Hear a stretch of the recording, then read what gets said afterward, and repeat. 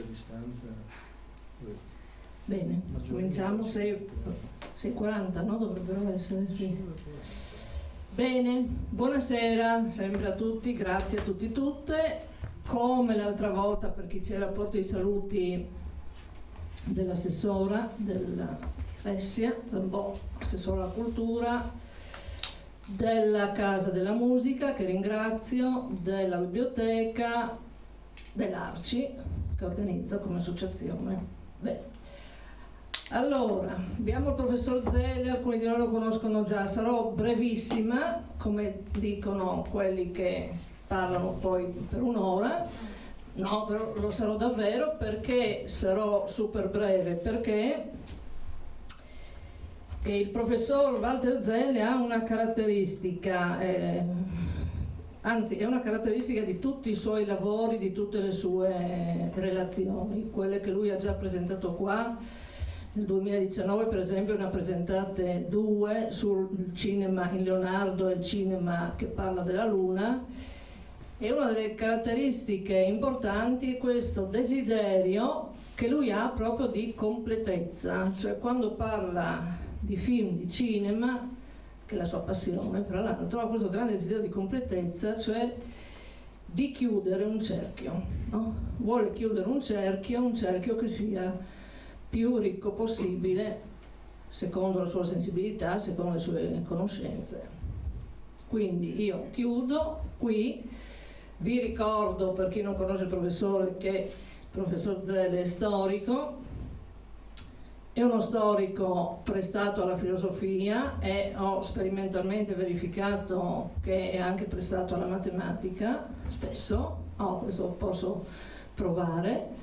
Non è prestato al cinema, però perché più precisamente? Perché lui è il cinema, nel senso che è proprio, non saprei come definirlo, se è investigatore del cinema, se è guida che cerca tutte le tracce del cinema, insomma è un'enciclopedia vivente del cinema, no? L'ho verificato in tanti anni di collaborazione che abbiamo avuto in matematica filosofica, il professor Zelle è questo.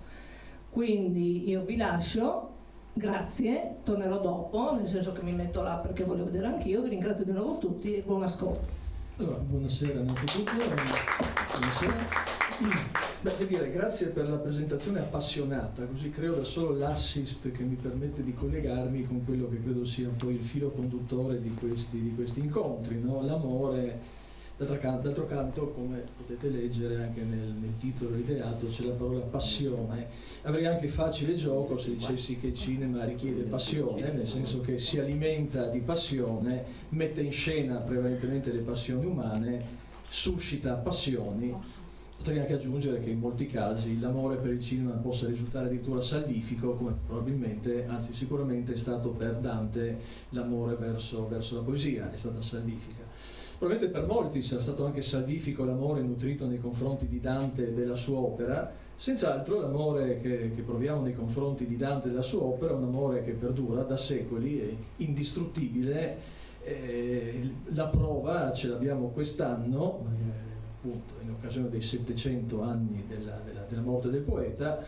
Pur con tutte le difficoltà ben note, le iniziative volte a celebrare Dante si sono susseguite e continuano a susseguirsi un po' in tutta Italia, coinvolgendo credo ogni ambito del sapere, ogni campo della cultura e dell'arte, cinema compreso, non solo attraverso dei lavori di recupero e di riproposta da parte delle principali cineteche nazionali di film danteschi, di cui poi parleremo, ma è notizia credo recente, credo di un paio di mesi addietro, l'inizio delle riprese di un film sulla vita di Dante, film affidato ad un regista di lungo corso come Pupi Avati.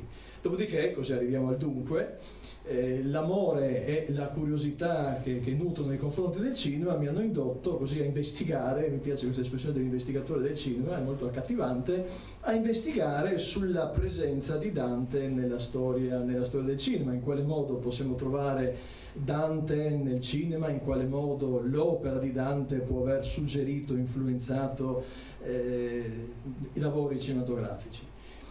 E vediamo appunto questo percorso che non credo abbia la pretesa di essere esauriente, ma insomma diciamo cerca di proporre appunto un itinerario, un percorso sul rapporto tra il cinema e Dante, oppure appunto la passione del cinema che incontra Dante.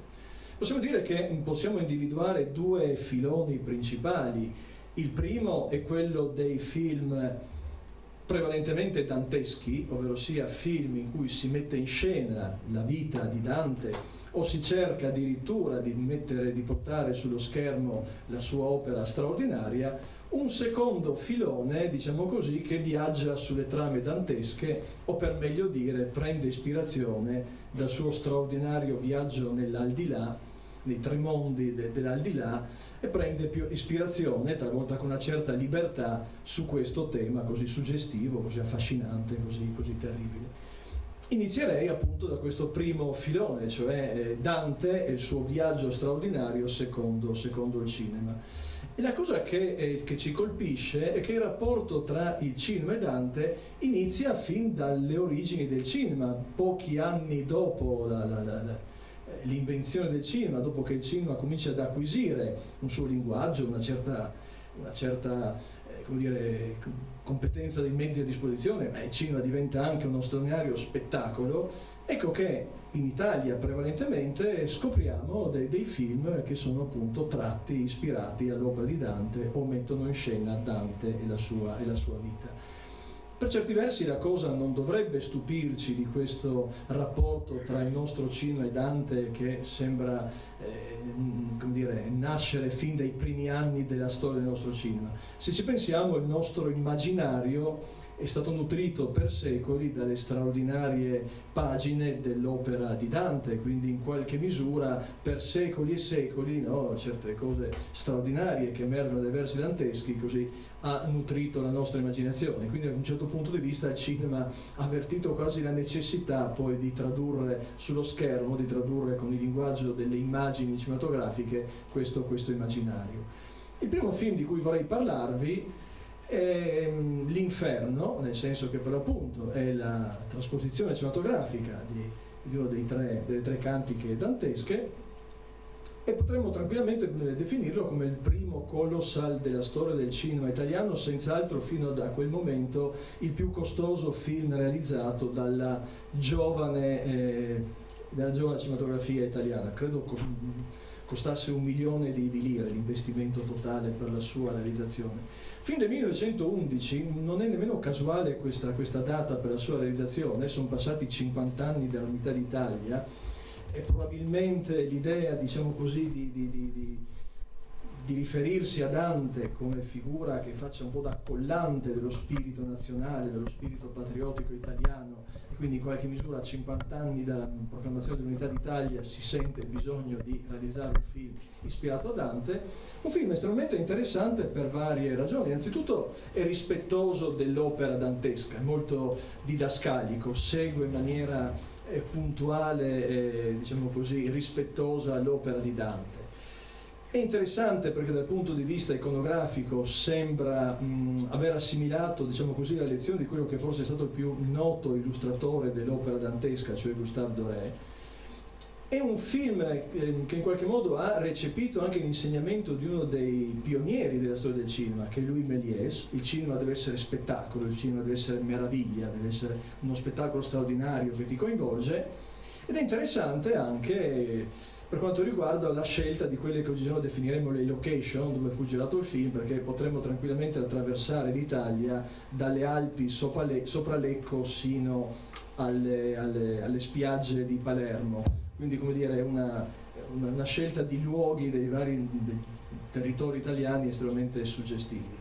Vi faccio vedere adesso appunto uno spezzone di momenti cruciali quando Dante giunge in fondo all'inferno, dove si trova l'enorme Lucifero che mastica i 3 grandi traditori della storia dell'umanità.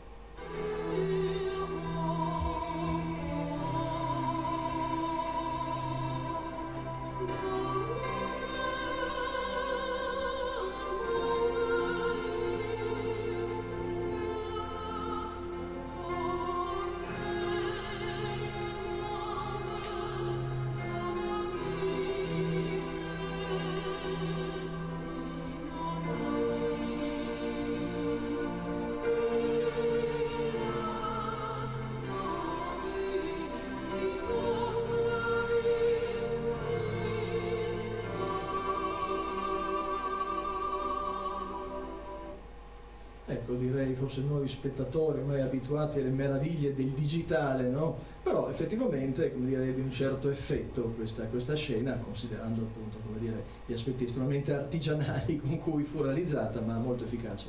Ricordo altresì che non molti anni addietro la Cineteca di Bologna ha provveduto a recuperare, a restaurare e a editare in formato di DVD questo film, che appunto non è di difficile reperibilità. Rimaniamo sempre negli anni in cui il cinema italiano, dopo aver acquisito consapevolezza dei propri mezzi, comincia a realizzare delle grandi opere, e ancora una volta Dante. In questo caso il film vuole ripercorrere la vita di Dante concentrandosi, come possiamo cogliere già dal titolo, concentrandosi sul rapporto tra Dante e Beatrice. Noi certo sappiamo che questa vicenda è tutta interiorizzata in Dante. Il film, per certi versi, come dire, romanza non poco sul ruolo che Beatrice avrebbe avuto nella vita, nella formazione, nella storia sentimentale per l'appunto di Dante, però cerca poi in qualche modo di essere rispettoso di quello che poi realmente sarebbe accaduto. Ciò non toglie però che, ripeto, in alcuni casi mette in scena qualcosa che non è mai accaduto. Probabilmente chissà quanti di noi avranno anche un po' forse romanzato su questa storia d'amore idealizzata, su questa storia d'amore tutta interiorizzata, e magari avremmo desiderato pensare che insomma, magari un minimo cenno di intesa da parte di Beatrice nei confronti del povero Dante avrebbe potuto anche esserci. E qua addirittura vediamo una cosa, ripeto, a cui forse così alcuni di noi avranno pensato ma mai avremmo immaginato di poter assistere. C'è un bacio, il bacio di Beatrice a Dante.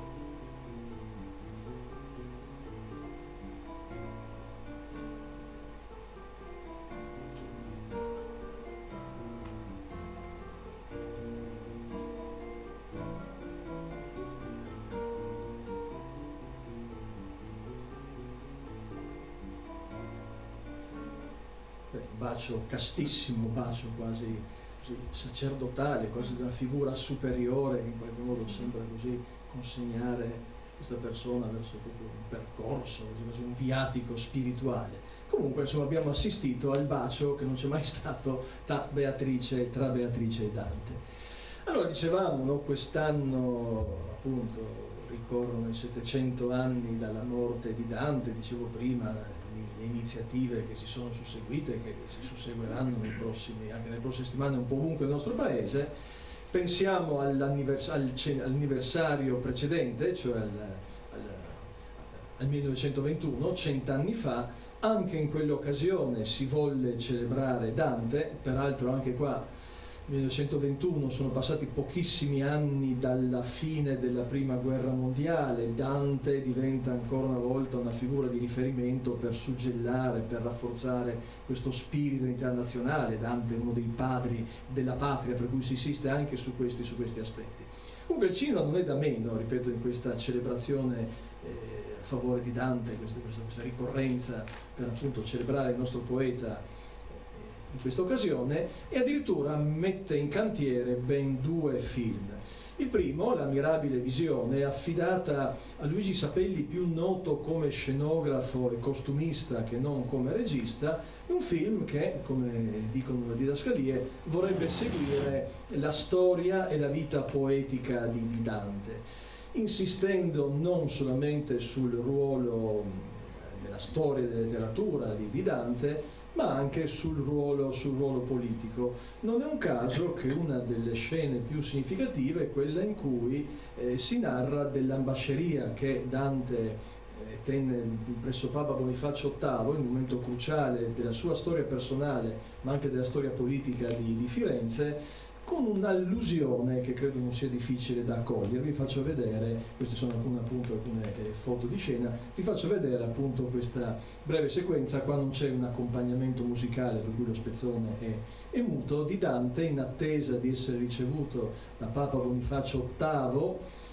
appunto che dovrebbe ricevere questa delegazione fiorentina, vaga per la città di Roma, osserva le antiche vestigia di Roma e sogna e ripensa alla grandezza di Roma.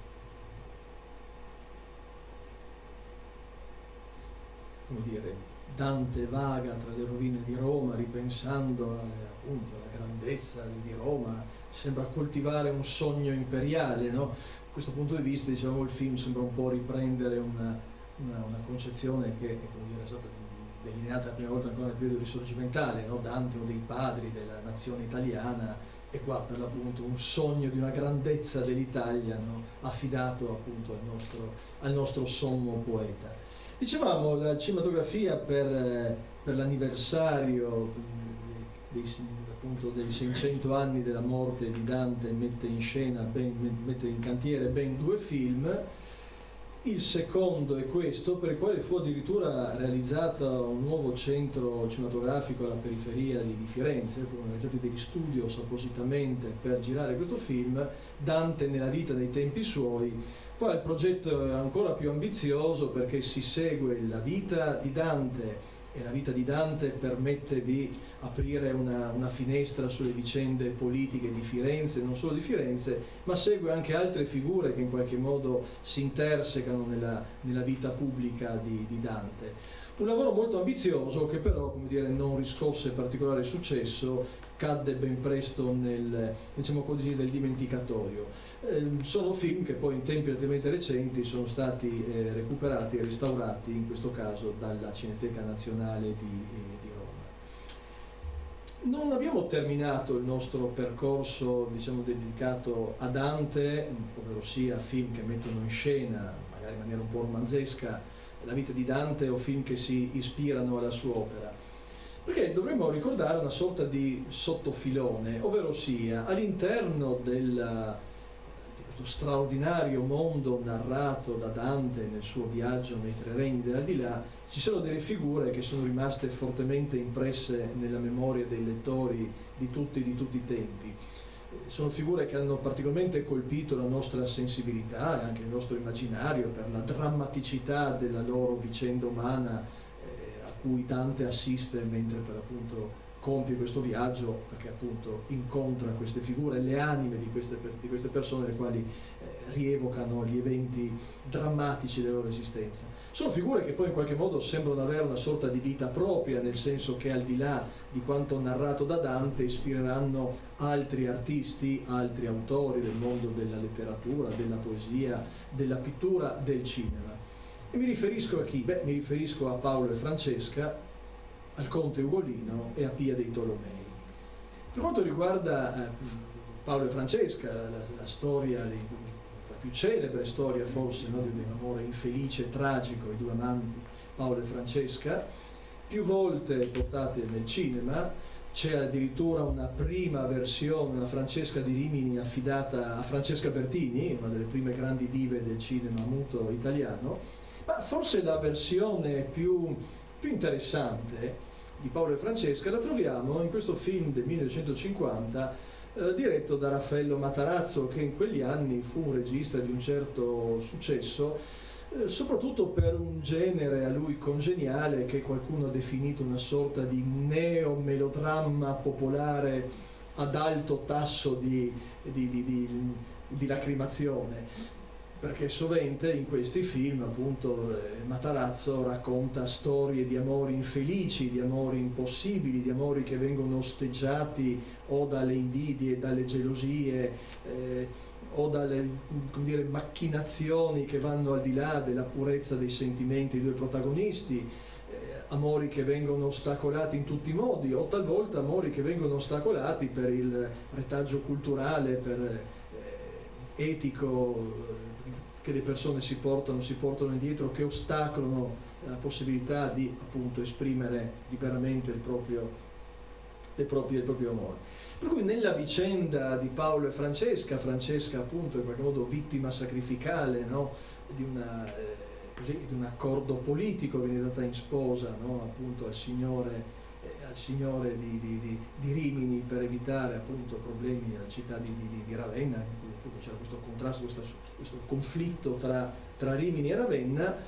E, come dire, questo tema di questo amore infelice diventa una materia quanto mai così vicino alla sensibilità di Raffaello Matarazzo, il quale, riprendendo così un po' una narrazione su questa vicenda, immagina che Francesca avesse, in condizioni un po' avventurose, conosciuto Paolo, se ne fosse innamorata, e per una sorta di equivoco, quando le viene comunicato che lei andrà sposa appunto al signore di Rimini, e per un attimo ritiene che quest'uomo a cui lei sarebbe andata sposa sia proprio Paolo di cui lei si è innamorata, e quindi poi invece scopre che in realtà ne avrebbe sposato il fratello.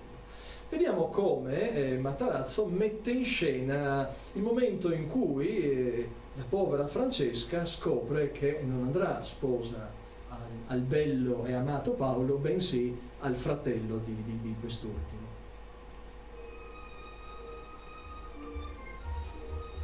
Ecco mia figlia.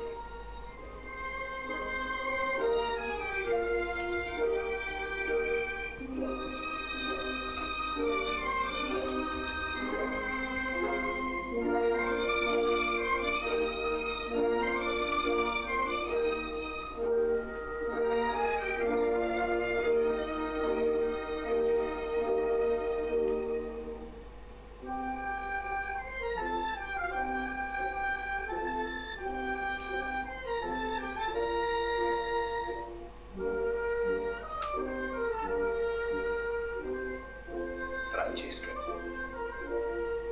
nel tuo sorriso c'è tutta la pietà per tuo padre. Che tu sia benedetta. Non essere triste per me. Mai sono stata tanto lieta. Vieni.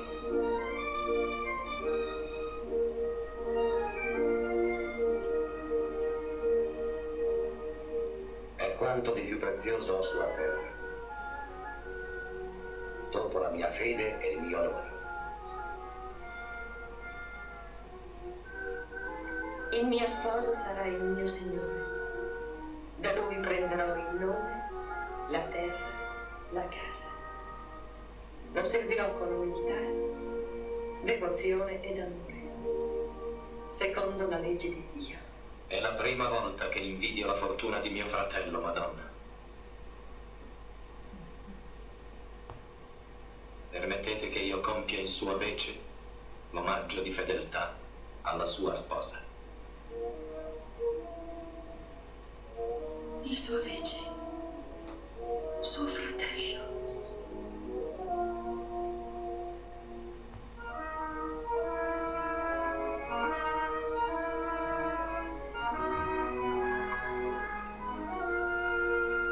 Io, Paolo di Gian Ciotta, mio signore fratello, ti porgo la sua spada, che da oggi sarà la tua difesa.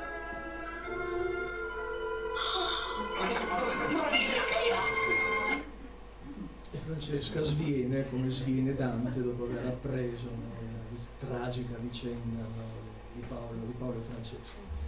Altra figura tragica che ha colpito la fantasia nel corso dei secoli è quella del conte Ugolino. Anche qua dobbiamo risalire ai primissimi anni del Novecento, all'inizio della storia del cinema, per trovare un primo conte Ugolino. Ricordo invece questo secondo conte Ugolino degli anni 40, diretto da un regista, come dire, per tutte le stagioni, come Riccardo Freda, che avrebbe nel corso della sua carriera diretto film in costume, i peplum, western all'italiana, film horror. Realizza un'opera interessante in quanto fa del conte Ugolino quasi un personaggio avventuroso, tutto calato in un'atmosfera, verrebbe da dire, gotica o comunque da thriller, e con una certa anche originalità. Lascia, come dire, un po' sospesa l'interpretazione di quel famoso "più che il dolor poté il digiuno". Aggiungo una nota di curiosità, che questo film a suo tempo ottenne l'apprezzamento da parte dei discendenti, i signori della Gherardesca, quelli dissero che finalmente, come dire, si era fatto luce sulla vicenda del loro antenato. Questo film in qualche modo l'aveva, per così dire, riabilitato. Infine, altra figura che, ripeto, vive di vita narrativa propria al di là della commedia, è la figura di Pia dei Tolomei, tra l'altro una delle figure femminili che Dante tratteggia con maggior attenzione, con maggior sensibilità, con straordinario rispetto e attenzione. Anche in questo caso abbiamo varie versioni cinematografiche. Ricordo questa degli anni 40, un impianto molto teatrale, però la ricordo per il gusto del cogliere delle località molto accattivanti, in primo luogo la Rocca di Montalcino, dove fu girato gran parte del film. Per me insomma interessante soltanto da questo punto di vista. Infine, la letteratura critica sull'opera di Dante è sterminata, e tra le tanti linee interpretative ce n'è anche una in cui, come dire, si è voluto cogliere segnali esoterici, letture esoteriche all'interno dell'opera di Dante. Questo film, Il mistero di Dante, sembra un po', come dire, seguire questo filone, nel senso che anche con una commistione di genere e linguaggio, difficile definirlo, una sorta di docu-fiction, nel senso che assistiamo ad interviste a vari esperti, assistiamo a un finto documentario, assistiamo a momenti in cui invece, come dire, un film di sceneggiatura, in cui si vorrebbe, come dire, fare luce su misteriose allusioni, riferimenti, legami con varie sette che in qualche modo potremmo cogliere all'interno dell'opera di Dante.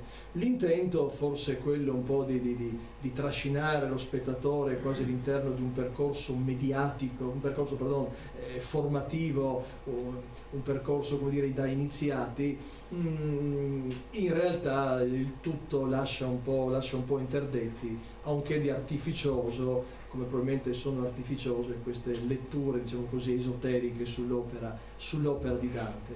Infine non poteva mancare anche la parodia di Dante, parodia che è affidata a questo film, la solita commedia Inferno, diretta e interpretata da Biggio e Mandelli, ovvero i soliti idioti. Non è una contumelia nei loro confronti, ma è il titolo del film con cui si sarebbero fatti conoscere, avrebbero esordito nel cinema. Diciamo che qua in qualche modo i nostri due simpatici amici cercano di evitare un po' le sacche degli sketch, talvolta da un umorismo tra il giovanilistico e il goliardico, spesso con un alto tasso di kitsch. Tentano un po' in qualche modo di innestarsi sul filone della commedia all'italiana, quella in cui all'interno così di una cornice narrativa anche vivace e brillante si vuole così un po' mettere alla berlina vizi e vezzi dello spirito italiano. Qua si immagina che insomma i tempi siano cambiati e tanti nuovi peccati e peccatori si siano affacciati e il povero Minosse non sa più come smistare questi peccatori nuovi, non sa cosa fare, si rivolge al suo datore di lavoro che è appunto che è Lucifero, il quale a sua volta si rivolge a Dio per cercare di fare chiarezza un attimo su come comportarsi con questi peccati non contemplati dal canone, quello tradizionale. E quindi Dio decide di mandare sulla terra il maggiore esperto del genere, ovvero sia Dante, il quale si trova catapultato nella frenesia del mondo contemporaneo, si trova un Virgilio quanto mai sui generis, il quale cerca in qualche modo così di guidarlo, di dargli un po' una bussola su come muoversi e come dire, osservare tutte le novità del nostro mondo e quindi tutti i nuovi peccati in cui l'uomo contemporaneo indulge. Vi faccio vedere anche in questo caso un breve estratto.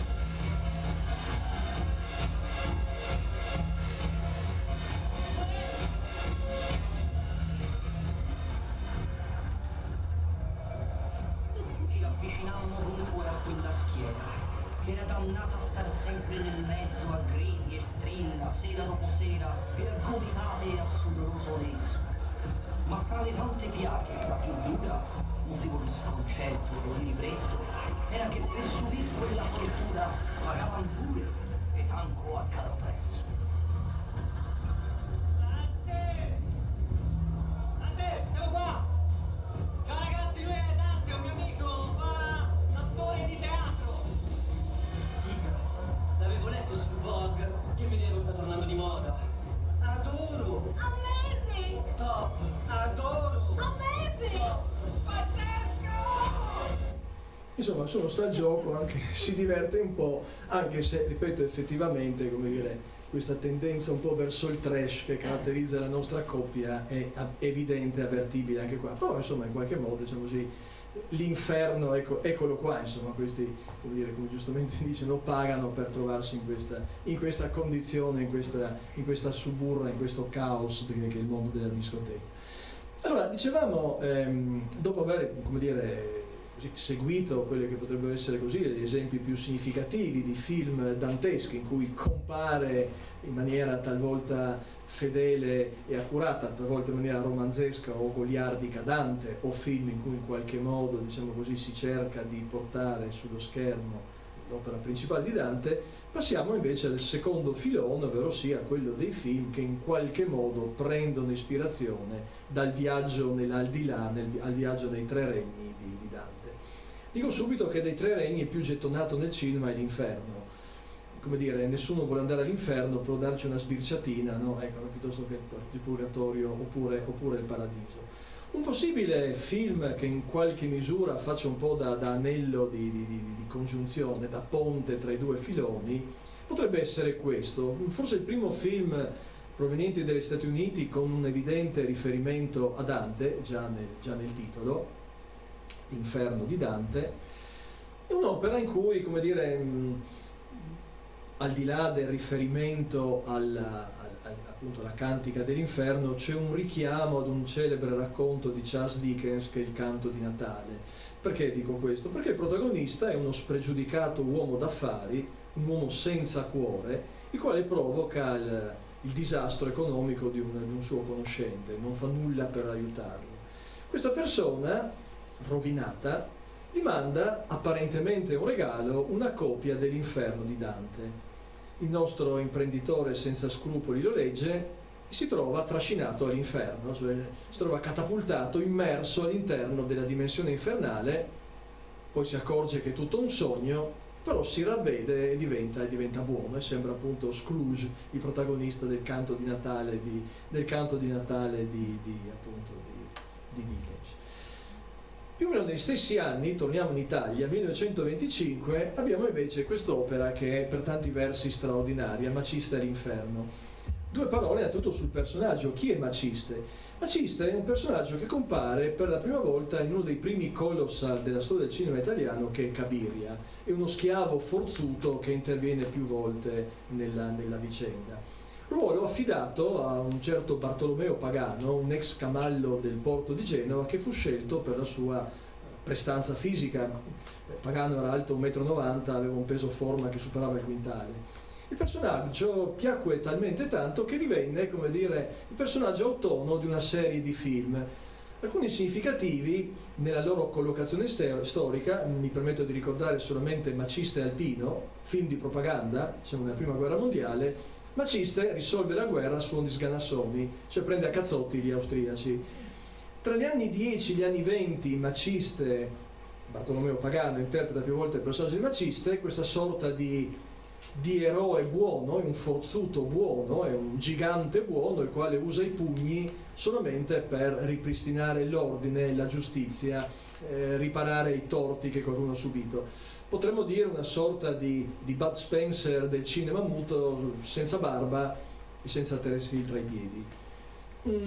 Maciste all'inferno è forse il più spettacolare dei film con protagonista il nostro forzuto. Per una serie di vicissitudini il nostro eroe si trova catapultato all'inferno, deve combattere i diavoli, poi scopre che anche tra i diavoli ci sono varie fazioni, ma più che i diavoli sono insidiose, anzi le diavolesse.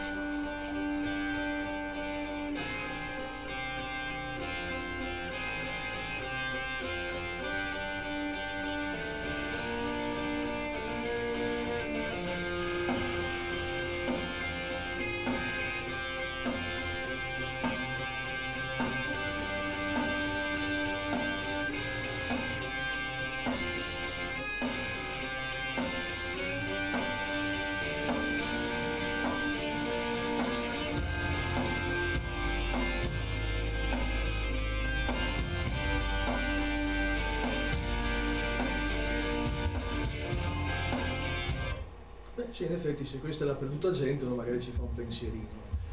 Il film è estremamente interessante, molto spettacolare, girato in gran parte nelle grotte di Castellana, che ebbe un notevole successo. Ricordo un ulteriore elemento sul successo di questo film.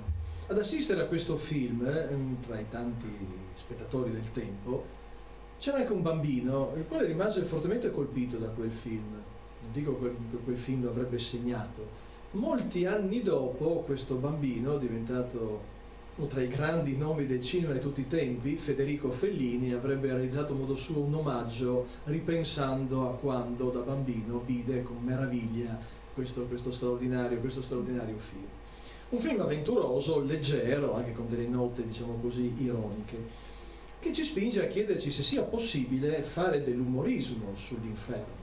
Si può pensare all'inferno come tema di un racconto comico, si può fare della comicità pensando appunto alla dimensione dell'inferno? Beh, se si ha la vis comica di Totò, sì. Eccolo qua, Totò all'inferno, soggetto dello stesso Totò, film di Camillo Mastrocinque, il primo film che Totò realizza con questo regista, che è stato il regista dei film forse più riusciti di Totò, senz'altro quelli più esilaranti, basti pensare a Totò, Peppino e la Malafemmina, insomma, che presumo tutti conoscano. Qua Totò interpreta un ladruncolo, il quale finisce all'inferno, ma si comporta come ci comporteremo noi nell'entrare in un albergo, avendo la possibilità di scegliere la migliore stanza a disposizione. Ecco, e che? La fiamma. La fiamma è bella, ma appunto. È più bello. Per fatto. Prego, grazie. Urco, questa è la mia camera. Ecco, questa è la tua camera, ti piace? Molto bella. E la stanza da bagno? Il bagno? Va. Ah, carina. Carina questa stanzettuola. Mostra che sei bella. Oh, senti un po', ma in questa camera non ci sono finestre. E quella che cos'è? Cioè, è vero, che stupida. È panoramica? Affacciati e mi dirai tu stesso. Oh. Accidenti, che panorama. E tutte quelle belle donne chi sono? È il girone dei lussuriosi. Ah, sì? E dimmi un po' un'altra cosa. Tu con la tua autorità demoniaca non potresti farmi condannare in quel girone? No, ci sono troppe prenotazioni, è un girone di lusso. E poi è riservato a quelli che nella vita hanno fornicato. Tu hai fornicato? Nella vita io ho fornicato sempre, mi chiamavano il formichino. Adesso devo andare giù ad annunziare il tuo arrivo a una certa persona. Quale persona? È una persona che ti conosce molto bene. Ah sì? E da molto tempo. Una donna? Sì. Una donna? Ma chi diavolo sta dicendo questo diavolo? Una persona che ti conosce da molto tempo? Ma chi diavolo sarà? La battuta mi chiamavano il fornichiere, una delle grandi battute di Totò. Alla fine poi Totò si accorge che è tutto un sogno e ritorna a questo mondo. Rimaniamo sul tema se sia possibile fare dell'ironia sull'inferno, trasformarlo in un racconto comico. Tutt'altro genere, tutt'altro stile, tutt'altra figura, questo è Woody Allen, Henry a pezzi. Forse non è tra i film più amati di Woody Allen, per varie ragioni. È un film anche coraggioso per certi versi, sia dal punto di vista, diciamo così, stilistico, sia per il fatto che una volta di più Woody Allen mette in scena se stesso, ovvero sia un intellettuale di una buona condizione sociale, con le sue nevrosi, le sue idiosincrasie, le sue manie. Qua in qualche modo il discorso si fa ancora più esplicito, con una sincerità che non si capisce bene quanto sia, come dire, sfrontatezza o quanto sia a modo suo anche una risposta polemica ad un certo bigottismo, ad una certa così ipocrisia della società americana dei suoi tempi. Comunque il protagonista appunto è un intellettuale, uno scrittore che giunto ai 60 anni a un momento di crisi creativa, crisi esistenziale, un'esistenza quanto mai scombiccherata, 3 matrimoni andati in fumo, relazioni più o meno così volanti, ha cambiato non so quanti psicanalisti, insomma una vita piuttosto disordinata, destrutturata, come è destrutturato il film, che ripeto anche dal punto di vista così narrativo è piuttosto particolare, è piuttosto affascinante. Qualcuno l'ha definito una sorta di 8,5 di Woody Allen, no? Un momento di ripensamento, di riflessione, di bilancio esistenziale, certo molto molto particolare. Un film in cui, come dire, più dimensioni si intersecano, quello che accade realmente, quello che sono i sogni, quelle che sono le sue fantasticherie, i personaggi dei suoi romanzi che prendono corpo. A un certo punto Woody Allen, ovvero sia il protagonista che lo interpreta, si trova all'inferno. Quinto piano, borseggiatori della metropolitana, mendicanti aggressivi e critici letterari. Sesto piano, estremisti di destra, serial killer, avvocati che vanno in TV. Settimo piano, i media. Spiacente, il piano è completo. Ottavo piano, criminali di guerra evasi, predicatori televisivi e sostenitori di armi da fuoco. Primo piano, tutti fuori, prego.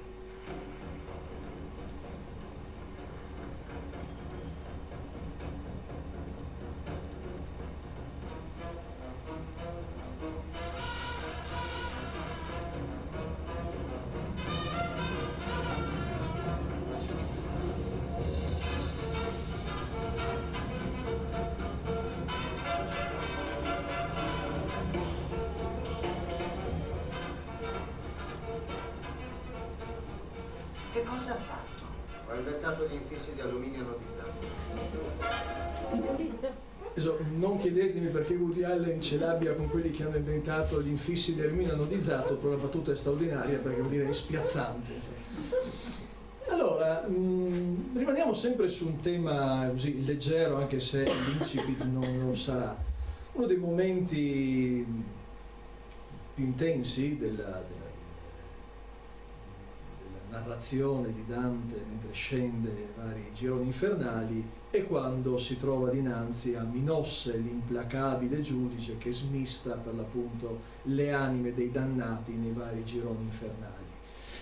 Anche nel film di cui vi parlerò tra un attimo abbiamo una sorta di giudice implacabile, anche se non è mostruoso, anzi è molto elegante, ma ha un che di luciferino, come per appunto vedremo, il quale appunto smista chi va su, e quindi come dire si salva, e chi va giù, cioè finisce all'inferno. A un certo punto tra le anime appunto da giudicare, da selezionare, compare un certo Henry, un signore anziano.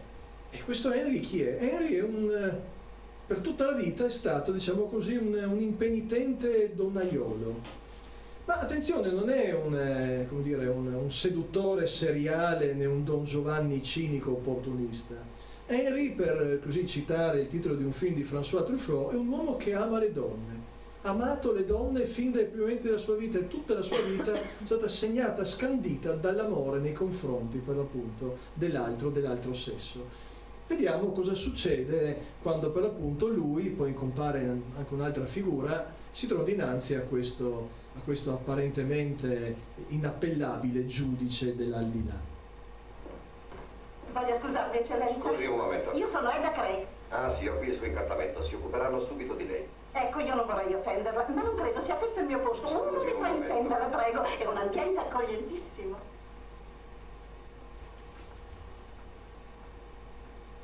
Enrico Van Cleef.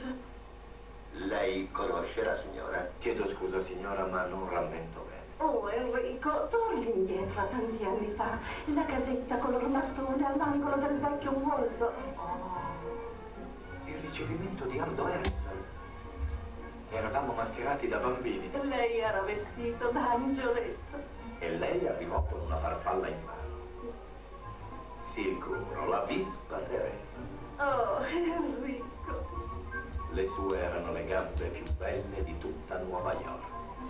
La piccola Vispa Teresa. Enrico, cammino ancora con le stesse gambe di allora. E sono certo che sono belle come allora. Oh, Enrico, lascerò che sia lei a giudicarle.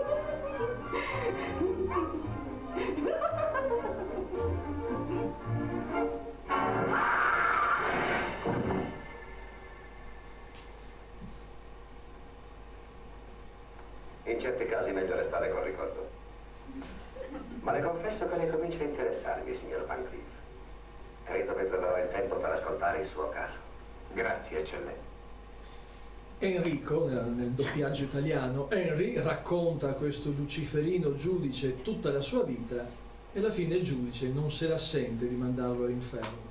Henry non ha fatto mai del male a nessuno, si è goduto la vita, ha amato la vita e ha amato quello che per lui era la cosa più bella della vita, cioè ossia le donne. Però c'è un piccolo colpo di scena finale che non vi rivelo, andate a vedere il film, è facilmente reperibile, che rimette scanzonatamente un po' con tutto quanto, rimette tutto quanto in gioco. Tra l'altro, mi sono dimenticato di dirlo, l'autore e regista Ernest Lubitsch, uno tra i grandi maestri della commedia degli anni 30-40, Lubitsch nasce e si forma in Germania, poi con il nazismo scappa negli Stati Uniti ed è stato, come dire, un autore di opere eleganti, raffinate, leggere, senza mai essere futili o superficiali. Questo è uno dei suoi ultimi film, credo anche il suo primo film a colori, ripeto, lo trovate facilmente, c'è un finale così in qualche modo coerente con il personaggio di Henry. Secondo alcuni il personaggio di Henry in qualche modo è l'alter ego del nostro regista, che sarebbe scomparso un paio d'anni più tardi. Torniamo all'inferno di Dante. Nei vari gironi infernali Dante incontra più volte la figura del diavolo, creature orribili, mostruose,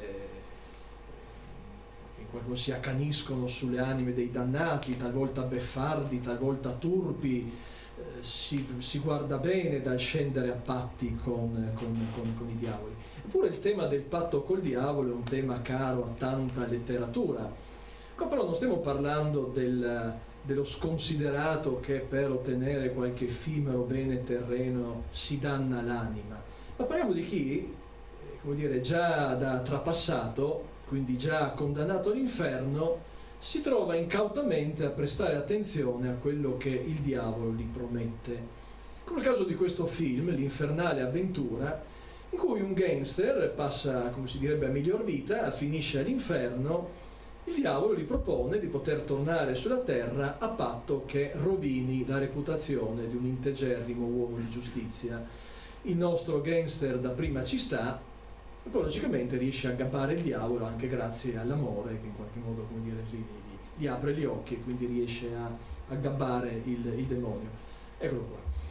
Stesso tema ritroviamo in un film che ha un po' le connotazioni favolistica, una connotazione favolistica, peraltro una produzione della Walt Disney, come potete notare chiaramente la locandina, Il diavolo e Max. Anche in questo caso Max, insomma, è un uomo d'affari di pochi scrupoli, si ritrova, dopo un incidente muore, si trova all'inferno, e il diavolo gli offre una allettante proposta di ritornare in vita a patto che gli consegni qualche anima da dannare. Il nostro Max dapprima accetta e dopo anche lui, come dire, trova la giusta strada, la giusta via, e quindi anche lui riesce a gabbare, diciamo così, a gabbare il diavolo. Verrebbe da dire che se la nostra anima finisce all'inferno, evidentemente qualcosa dobbiamo aver commesso in questa vita per ritrovarci condannati all'eternità. Magari non ne siamo consapevoli, e certo ci stupirebbe se il diavolo stesso manifestasse rincrescimento per la nostra condizione, stupore e rincrescimento, rammarico, no, per la nostra condizione. A cosa alludo? Alludo a questo film qua. Senza tanti giri di parole, questo è un porno. È un porno di quello che forse è il più noto regista del genere, che è Gerard Damiano, quello che, per così dire, ha diciamo così, tolto dalla semiclandestinità il genere e lo ha portato nelle sale cinematografiche, diciamo così, normali. Gerard Damiano è l'autore di quel Gola Profonda di cui tutti avranno sentito parlare ma nessuno ammetterà di averlo visto, che forse è il più celebre film porno della storia, è diventato quasi un caso da storia del costume più che da storia del cinema. Pochi sanno però che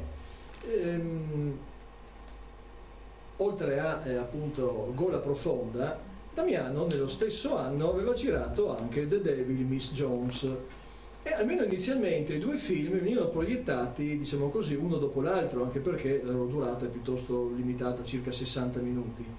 Se Gola Profonda divenne un caso, tutti corsero a vederlo, eccetera, eccetera, eccetera, ben pochi invece apprezzarono The Devil Miss Jones, anche perché dissero che è un po' strano andare a vedere un film porno che ti fa pensare.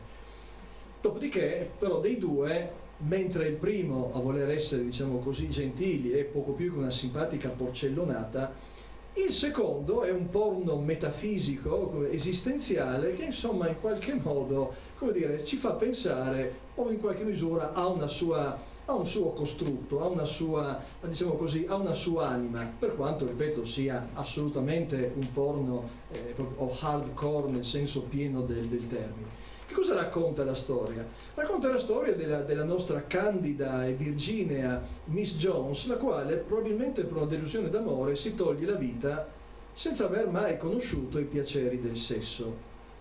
Finisce all'inferno, il diavolo si stupisce che questa bella fanciulla non abbia mai conosciuto i piaceri della carne, si rammarica per lei, la introduce ai piaceri del sesso e le offre l'opportunità di ritornare sulla terra.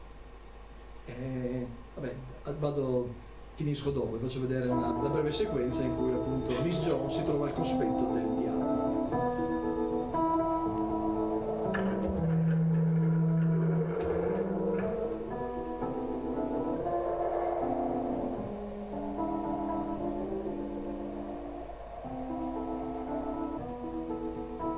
Can you help me? I seem to have lost my way. I'll help you all I can, but you're not lost. Then where am I? You're here. Well, that doesn't tell me very much. I'm Justine. Well, if you won't tell me where I am, won't you at least tell me your name? I'm the teacher. You may call me that. Okay, teach. What's the lesson for today? When do we start? As soon as I cure you of your inhibition. Is that necessary? Yes. My task will be easier, and your pleasure heightened. Come closer to me.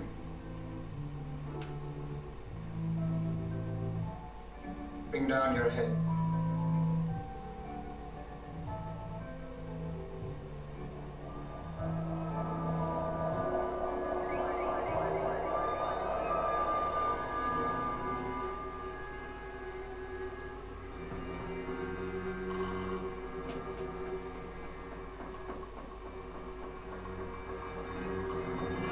Straighten up so I can see you.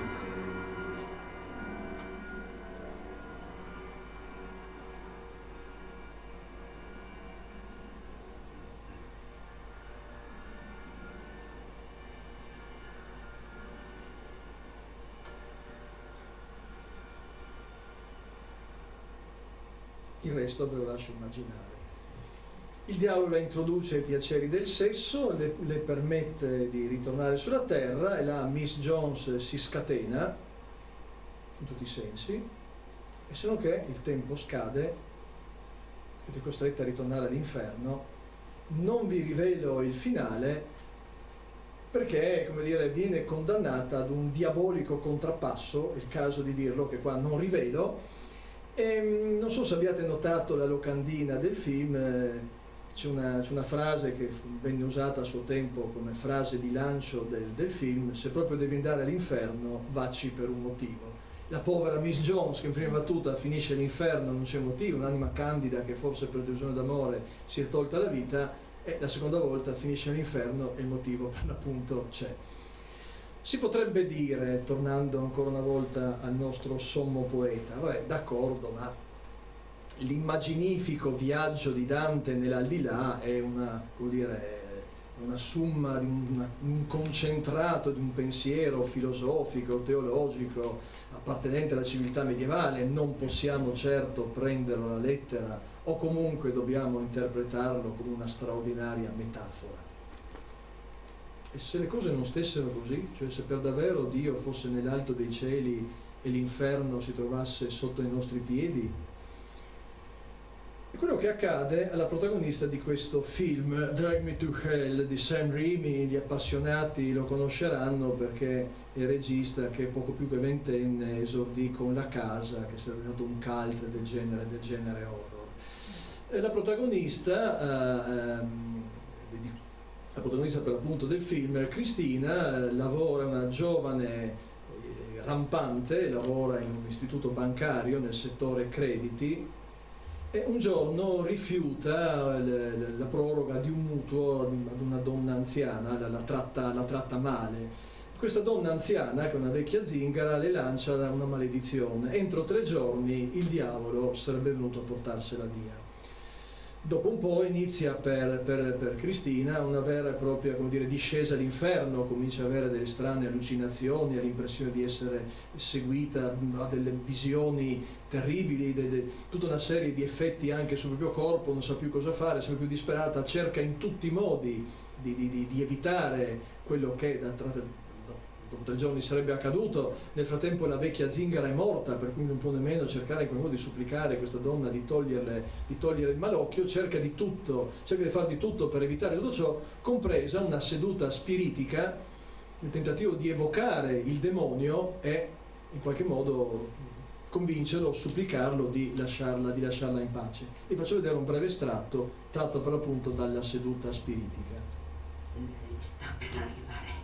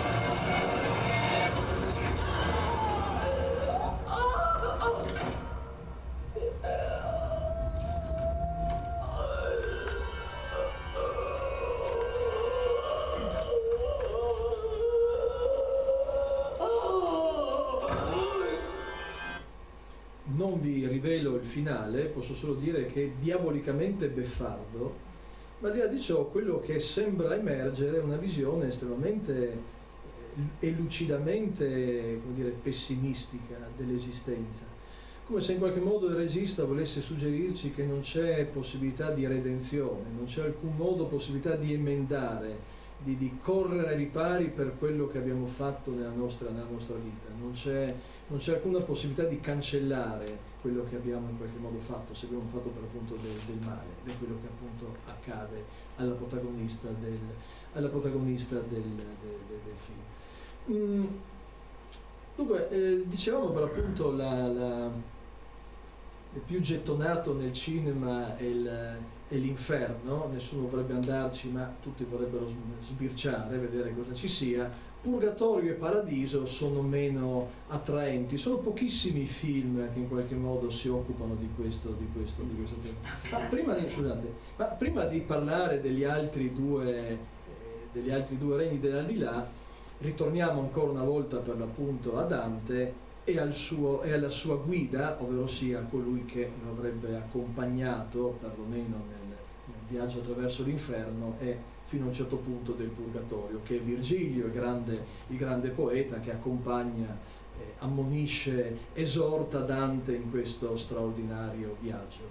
Anche in questo film incontriamo una figura che si chiama Virgilio e che svolge quella funzione, certo accompagnerà nell'oltretomba un Dante molto ma molto sui generis.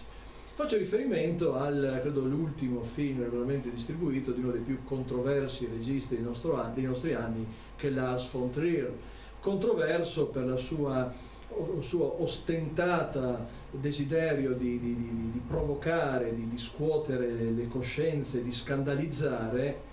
In realtà quello che ottiene per lo più è un senso di irritazione, non solo per la narcisistica esibizione di questo ruolo di regista maledetto, ma una certa irritazione per un sottotesto ideologico dei suoi film a dir poco ambiguo. Il protagonista della casa di Jack è per appunto Jack, il quale racconta ad un Virgilio sempre più sconsolato, sempre più, diciamo così, amareggiato, infastidito, le proprie avventure. E chi è Jack? Jack è un killer seriale, in 10 anni ha ucciso 5 persone, convinto che in fin dei conti l'omicidio sia una forma d'arte. E ogni omicidio Jack lo realizza come se fosse una sorta di creazione artistica o una sorta di allucinante e perversa installazione. A un certo punto Virgilio lo porta con tutte le scarpe, diciamo così, all'inferno. Vi faccio vedere una breve sequenza in cui compare a un certo punto questa figura, ma in realtà Virgilio l'aveva seguito fin dai primi momenti, ma Jack non si era accorto di questa presenza. Scusate.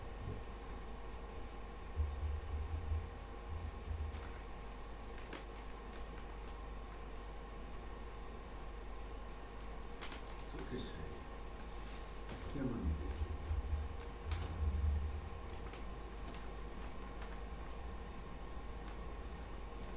Come hai fatto a entrare? Che cosa vuoi? Per come la vedo sei stato tu a chiamarmi.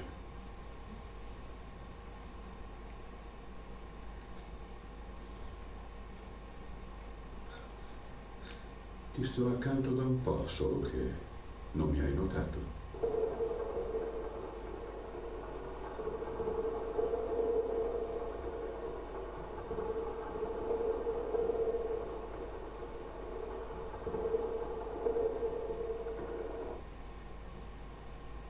Quindi sei venuto per fermarmi? Non sono venuto per impedirti di fare qualcosa, ho solamente una domanda. Qual è la domanda? Non c'era una storia che volevi costruire una casa? Non voleva Jack costruire una casa?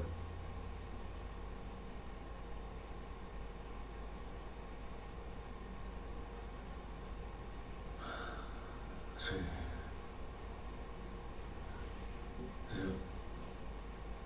ci stavo. Prometto. Ma non sono andato molto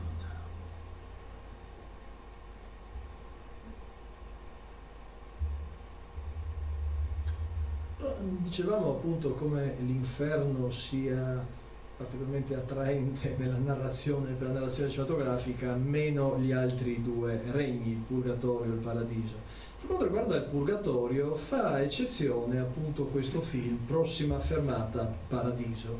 Il nostro protagonista, in seguito all'incidente, muore, si trova per appunto nell'aldilà, un aldilà molto strano, in quanto, come dire, un aldilà molto, molto terreno, si trova sottoposto ad un esame e deve superare una serie di prove per potersi meritare, come dire, una promozione, per poter per appunto andare in paradiso.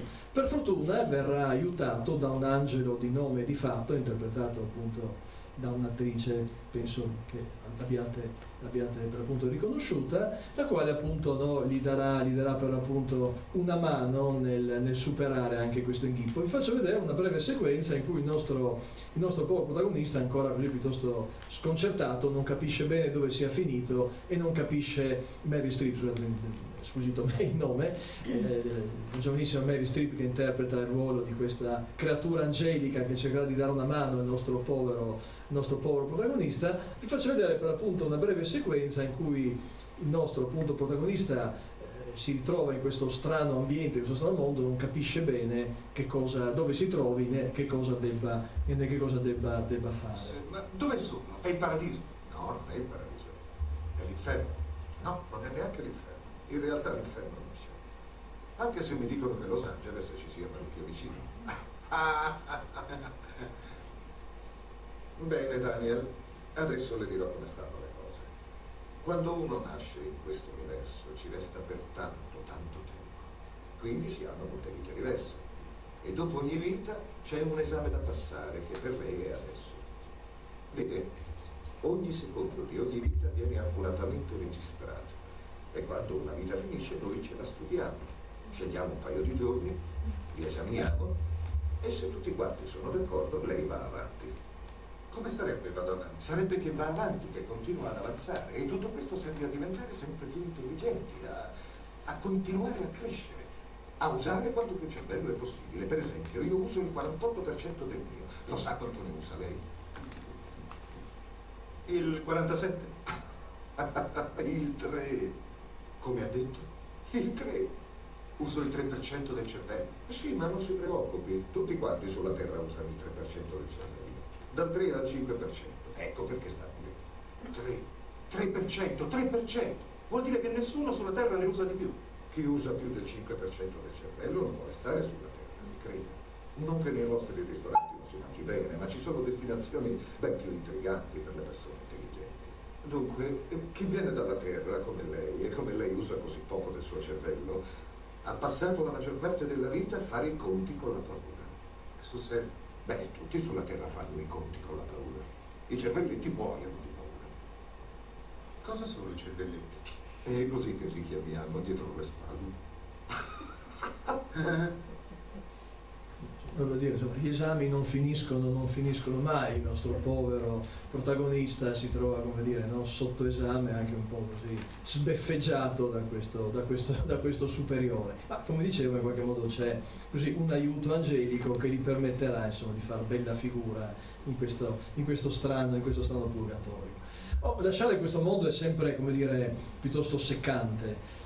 Ancora di più se scopriamo che qualcuno su in alto ha fatto un po' di confusione e ci ha chiamato prima del previsto. L'inafferrabile signor Jordan racconta proprio tutto questo. È un giovane sportivo per errore viene chiamato al di là prima del tempo. Si cercherà di correre i ripari, nel frattempo il corpo non è più disponibile, per cui, come dire, uno di questi smistatori dell'aldilà deve trovare un altro corpo che ospiti appunto l'anima di questo poveraccio. Questo tema è stato più volte riproposto nel cinema, credo siano almeno una mezza dozzina di film che giocano un po' su questo aspetto, un errore da parte degli smistatori dell'aldilà, chiamiamoli così, i quali ci chiamano nell'altro mondo prima del previsto e quando si accorgono dell'errore, ops, c'è qualche problemino nel farci ritornare alla vita terrena.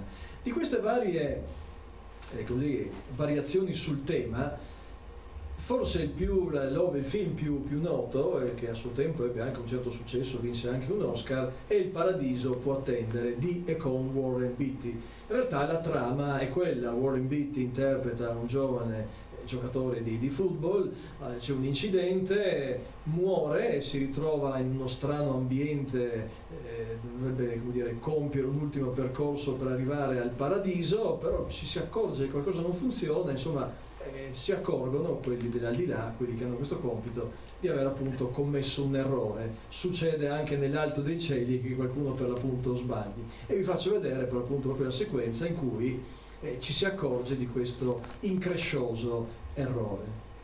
Questo è il protagonista. Signor Pendleton, lei sa dove si trova, vero? Sì, sono nel mezzo di un sogno stranissimo. Vede che problema. Joe, vieni qui.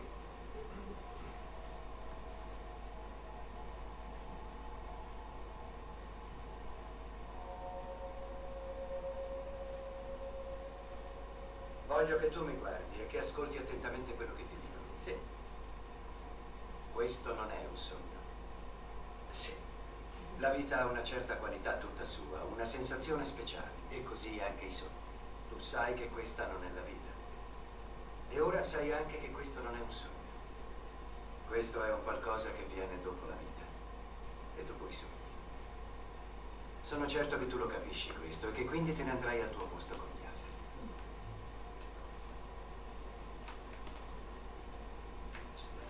Sta cercando di dirmi...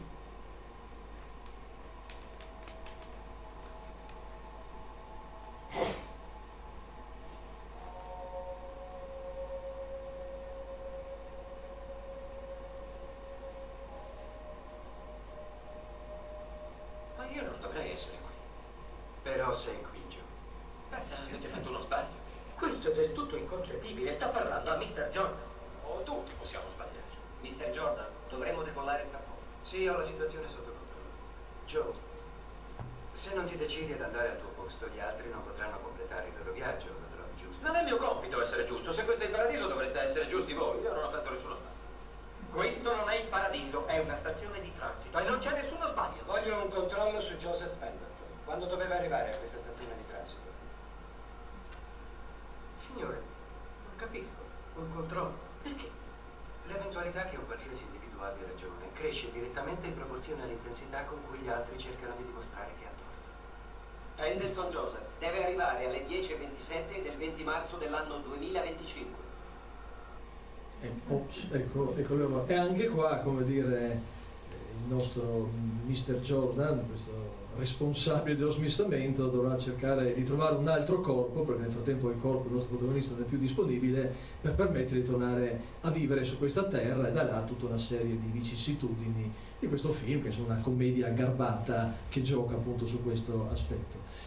Diciamo lo smistamento. Altro tema che possiamo ritrovare è quello di un certo ingolfamento nello smistamento, un po' come nel film Tra i due mondi, un film tra l'altro girato quando c'era ancora in corso la seconda guerra mondiale, e le vicende tragiche della guerra sono il teatro di questa vicenda, perché si immagina che un transatlantico con dei passeggeri civili venga colpito dagli aerei tedeschi, il transatlantico affonda, tutti gli occupanti sarebbero morti e c'è una certa confusione nel cielo su come smistare queste persone, perché ognuno ha una sua storia, ognuno, come dire, deve essere in qualche modo giudicato ed essere collocato, diciamo così, nella giusta posizione. Forse su questo tema il film più elegante e originale è un film inglese del 1946, Scala al paradiso, di Powell Pressburger, nota coppia di registi di film molto raffinati, ne cito uno che probabilmente tutti conoscono, che sono Scarpette Rosse, film che hanno un po' il carattere un po' della commedia musicale, sono, come dire, hanno un che potrebbe ricordarci un po' un'operetta o un musical. Il protagonista, un giovane David Niven, è un pilota inglese, viene colpito, il suo aereo viene colpito, precipita, apparentemente dovrebbe essere morto, precipita su un'isoletta dove incontra una giovane ausiliaria statunitense, nasce l'amore fra i due, ma c'è qualcosa che non va perché il nostro protagonista dovrebbe essere morto. Nel cielo si scatena tutta una bagarre su chi ritiene che lui sia morto e quindi la sua anima debba appunto finire in cielo, che invece i suoi compagni che sono morti, stanno al di là, invece fanno il tifo per lui e vorrebbero che appunto lui rimanga vivo e possa, come dire, portare avanti questa meravigliosa storia d'amore con questa giovane ausiliaria. Vi faccio vedere anche qua un breve estratto molto particolare in cui il nostro protagonista si accorge che c'è qualcosa di strano.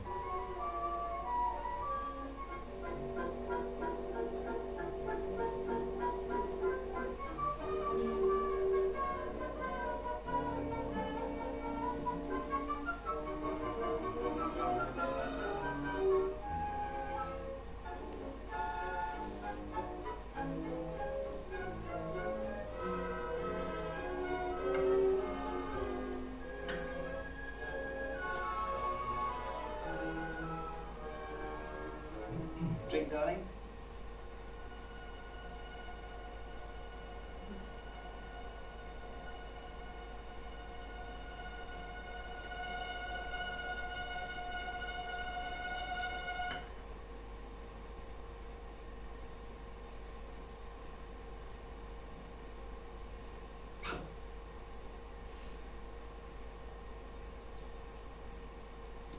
Mon ami? Evening. I think I keep these for a little. And how are you, my friend? I've never been better. June, she cannot wait. We are talking in space, not in time. You cracked. Look at your watch. It has not moved since you said so charmingly, "Drink, darling." Nor will it move, nor will anything move until we have finished our little talk. It is only a trick. Who are you? We should have met yesterday at Beaufort, Wallon, mon cher. Unfortunately, I missed you. You couldn't have missed me because I wasn't here. Could I bring you a message from Mr. Trapshaw? Oh. He's dead. Oh, yeah, he's dead. He says, what? Oh, That sounds like trouble. he is dead, isn't he? En effet. But how? Why? Cannon shell. And what should happen to a man who jumps from his aircraft without his parachute? How do you know? But it is I who am killing you, my friend. It is I. Your time was up. But they missed you because of your ridiculous English climate. I am French. What do you want now? You, my friend. What for? To conduct you. Where to? To the training center. Training for what? For another world. Ecco, anche qua poi c'è una soluzione affinché, come dire, tutto si chiuda nel migliore dei modi possibili. Ma quando si muore cosa accade? La nostra anima abbandona immediatamente non solo il proprio corpo, questa dimensione terrena, o c'è un periodo di attesa, di decantazione, o lasciamo immediatamente questo mondo? In questo film si suggerisce una poetica e struggente lettura sul lasciare definitivamente questa terra. Mortacci di Sergio Citti, regista che da sempre ha amato il mondo periferico, marginale, le persone, come dire, meno fortunate, forse da questo punto di vista un po' memore dell'insegnamento del suo maestro Pasolini. E qua Sergio Citti immagina una sorta di favola ambientato in un cimitero dove soggiornano le anime di quelli che sono morti, ma non si staccano definitivamente da questa terra fino a quando su questa terra nessuno si ricorda più di loro. Sono quando ogni ricordo è svanito, non c'è più nessuno che si ricordi di loro, ecco che le anime lasciano definitivamente questo mondo. Vi faccio vedere una breve sequenza, riconoscerete anche Mariangela Melato, la quale interpreta una donna che sta morendo. Lei sta morendo ed è l'ultima a ricordarsi di due, insomma, fannulloni, pasticcioni, due musicisti di strada non proprio onestissimi, i quali sono morti, ma sono ancora legati a questa terra, perché in questo mondo c'è ancora un'ultima persona che si ricorda di averli conosciuti, ma ora questa persona sta spirando e quindi anche loro possono lasciare definitivamente questo mondo.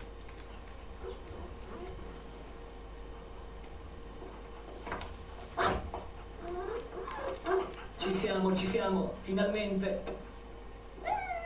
Povera Yolanda. Sì, ci manca proprio poco. È finita. Sta proprio morendo. Se lo merita anche lei, poveretta. Addio, Yolanda. Dai, andiamo ad avvisare gli altri. Addio. Andiamo. Ciao. Ciao a tutti. Ciao. Ciao. Di voi che fortuna. Ciao. Addio. Ciao. Addio a tutti. Prima o poi toccherà anche a voi. Ciao. Noi dobbiamo andare. Ciao. Addio. Addio.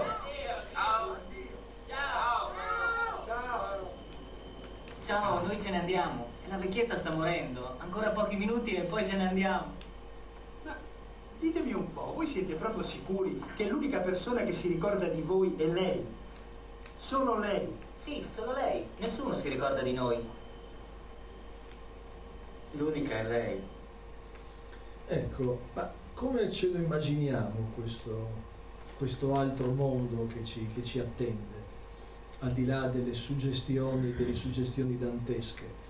Il protagonista del film Al di là dei sogni, interpretato da Robin Williams, finisce in un mondo straordinario, di grande suggestione, di grande potenza evocativa, perché in realtà è costituito dai quadri che la moglie aveva disegnato per l'appunto in vita. E anche qua vi faccio vedere appunto una breve quadratura, vi faccio vedere per appunto una breve sequenza.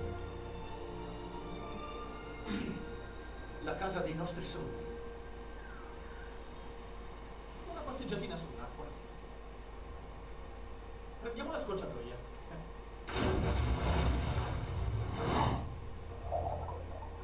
Ma è la scorciatoia. È facile, Chris, guarda bene. Sto affogando. Non puoi, sei già morto. Ma io mi trovo davvero qui. Tu? Ma chi sei tu in realtà? Ad esempio, sei il tuo braccio o la tua gamba? Anche. Va bene. Se perdessi ogni tua parte non saresti sempre tu? Sì, sarei sempre io. Allora cos'è l'io? Il cervello, immagino. Il cervello. Il cervello è una parte del corpo, come le unghie o il cuore. Perché è quella la parte che ti rappresenta? Perché io è una specie di voce nella mia testa, la parte che pensa, prova sensazioni, che è consapevole della mia esistenza.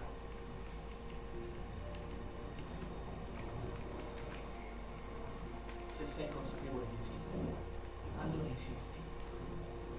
Per questo sei ancora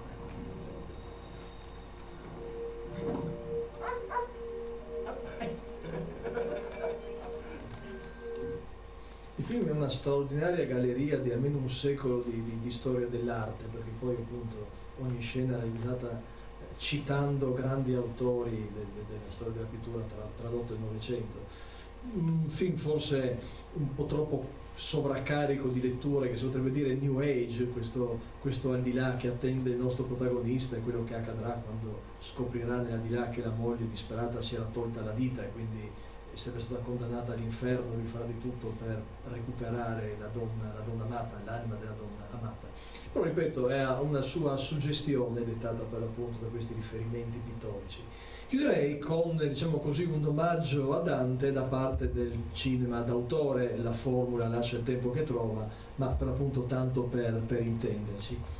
Inizierei da questo film di Pasolini all'interno della cosiddetta trilogia della vita, i racconti di Canterbury, in cui per appunto Pasolini porta al cinema alcune delle novelle presenti nel ben noto capolavoro di Chaucer. Perché faccio riferimento a questo film di Pasolini? Perché è un interessante esempio di omaggio nell'omaggio, di commistione tra arte, letteratura e cinema. Uno dei racconti portati appunto in scena, portati sullo schermo da Pasolini, tratti per appunto dalla raccolta di Chaucer, è quella di un frate non proprio caritatevole, il quale, come dire, ha questa visione, anzi un angelo lo sollecita a seguirlo, ad avere questa visione, gli fa vedere insomma l'inferno, ad ammonirlo quello che per l'appunto potrebbe capitargli. Nella traduzione cinematografica questo episodio, come dire, ha una forte connotazione, diciamo così, scatologica, ma questa connotazione scatologica a sua volta è un rimando ad un affresco che Pasolini ben conosceva e che troviamo a San Petronio a Bologna, e vedete appunto c'è questo diavolo che, diciamo, mangia e digerisce, usiamo questo eufemismo, le anime per l'appunto dei dannati, e questa scena la troviamo anche per l'appunto in questo episodio del film di Pasolini. Diverso spirito, diversa natura invece in quest'altra opera è di Lech Majewski, che è più un artista visivo che non un regista di film correntemente intesi. Onirica Field of Dogs. Il protagonista è un giovane studioso di letteratura scampato ad un terribile incidente automobilistico. In questo incidente automobilistico la sua fidanzata e il suo migliore amico sono morti, e da allora il nostro protagonista si macera non tanto e non solo nel ricordo di questo terribile e doloroso episodio, ma si macera interrogandosi su Dio, sulla vita, su come Dio possa permettere tanto dolore. L'unico momento di requiem in questa sua esistenza tormentata è quando il nostro protagonista dorme, si immerge in una dimensione onirica dove può, come dire, sognare, dove può in qualche modo idealmente parlare non solo con le persone che non ci sono più, ma anche idealmente intrecciare un dialogo con Dante, perché l'opera di Dante è fortemente presente nella sua opera, diventa un testo, la Divina Commedia, che il nostro protagonista regolarmente consulta, e anche in questo caso vi faccio vedere un breve estratto. Per me si va nella città dolente, per me si va nell'eterno dolore, per me si va tra la perduta gente, giustizia mossa il mio alto fattore. Fecemi la divina podestate, la somma sapienza, il primo amore. Dinanzi a me non fuor cose create se non eterne, e io eterna duro. Lasciate ogni speranza voi che entrate.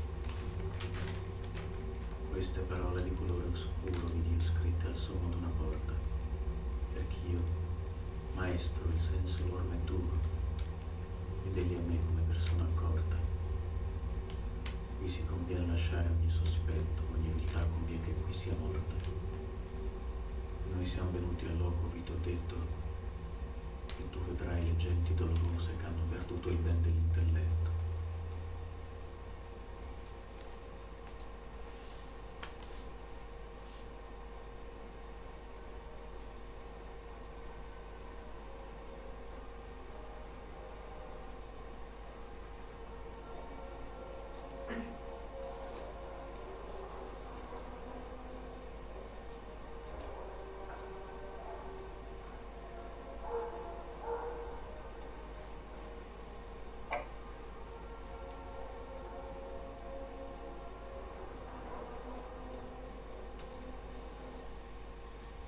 Allora, avevo esordito dicendo così questa indagine nel vedere in quale modo Dante sia presente nel cinema, in quale modo abbia ispirato il cinema, in quale modo il cinema abbia espresso la propria ammirazione, il proprio amore per Dante.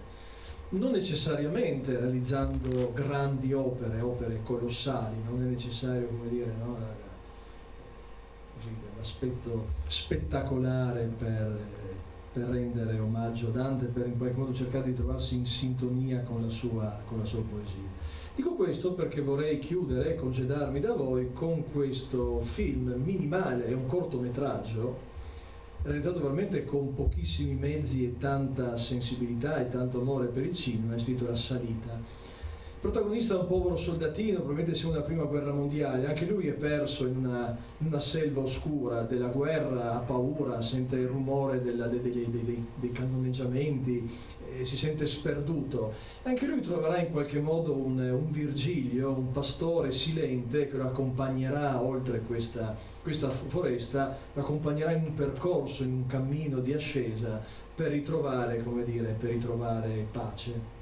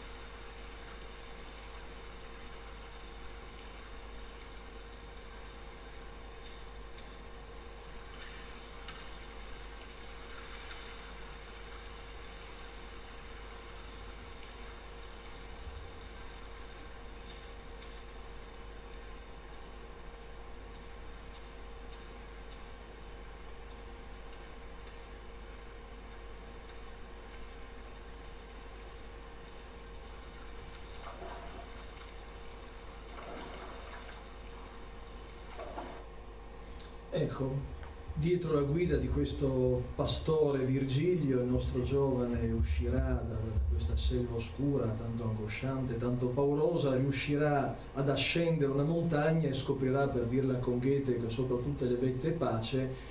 Poco importa l'interpretazione, se questa ascesa vada letta in maniera sia realistica o se in qualche modo rappresenti un'ascesa spirituale o se invece il nostro povero soldatino sia morto e abbia raggiunto la pace dell'aldilà e quella che vediamo raggiungere la cima sia la sua anima.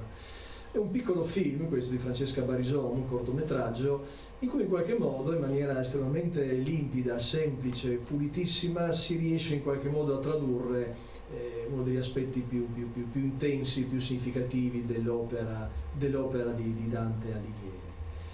Cosa dire? Siamo sicuri che in qualche misura, così come l'amore, no? Dicevo prima, questo amore che sfida i secoli nei confronti di Dante della sua opera non conoscerà fine, e siamo sicuri che in qualche modo il cinema continuerà ad alimentarsi, continuerà a prendere ispirazione, rielaborando con il proprio linguaggio quello che Dante nella sua immaginifica opera ha realizzato. Rimaniamo in attesa di vedere quello che accadrà, casomai se volete ci aggiorniamo per il prossimo centenario di Dante e avremo modo di riparlarne. Grazie e buonasera.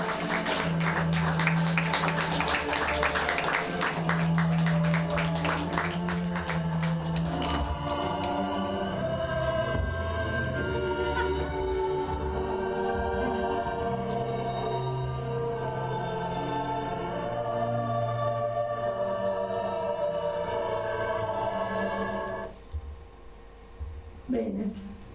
Grazie. Allora, io penso questo, che siccome, come vi ho detto all'inizio, il professor Zele deve chiudere i suoi grandi cerchi, no? E questo è stato veramente un grande cerchio ricco, non vi chiederò di fare domande, faccio solo un'osservazione io, dopo chi vuole fare delle domande le farà personalmente, perché il tempo è passato molto tempo. Abbiamo visto, secondo me, assieme un grande film. È come se io ho questa sensazione al termine di questa riunione che siamo andati al cinema, ma nel senso che abbiamo visto un film composto di sottofilm, un film che ci fa fare un viaggio, secondo me, che è stato non solo affascinante dal mio punto di vista, ma sicuramente insolito e inaspettato. Cioè siamo partiti da Dante e abbiamo fatto una trattazione filosofica sul viaggio, sulla metamorfosi, sull'amore carnale, sulla morte. Abbiamo incrociato appunto Eros e Thanatos assieme attraverso una carrellata che ci ha spostati da film del 1910 con tutta la loro lentezza eccetera alla visione romantica a cui siamo abituati con questo Padre Francesca eccetera. Siamo arrivati al porno passando attraverso il comico. Cioè abbiamo fatto un percorso veramente ampio che ci mostra anche quanto sia ampia la vita nelle sue molteplici sfaccettature, in tutte le cose che noi viviamo quotidianamente. Io non ho che da ringraziare il professor Zeller proprio per questo viaggio che lui ci ha fatto fare a partire da un viaggio, cioè dal viaggio di Dante, e come Dante possa comunque sempre per noi essere ispirazione, ed è ispirazione soprattutto alle persone che vivono di qualche passione. Cioè la parola ispirazione secondo me è legata veramente alla parola passione, cioè uno può essere ispirato a fare questa bellissima trattazione, veramente ripeto la parola insolita, perché io non sapevo di cosa Walter Zeller avrebbe parlato e sono rimasta veramente affascinata ed estasiata non solo dalla molteplicità ma proprio dal percorso filosofico che lui ci ha fatto compiere, perché il percorso che noi abbiamo compiuto, e quindi io vi lascio pensare, ovviamente devo pensare proprio come abbiamo fatto un percorso filosofico che ci mostra l'universalità e l'eternità del nostro grande poeta. Quindi io vi ringrazio, chi vuole fare qualche domanda la faccia dopo, perché così chi vuole tornare a casa, anche perché è veramente molto tardi, se ne può tornare tranquillamente a casa. Grazie a tutti voi, grazie davvero.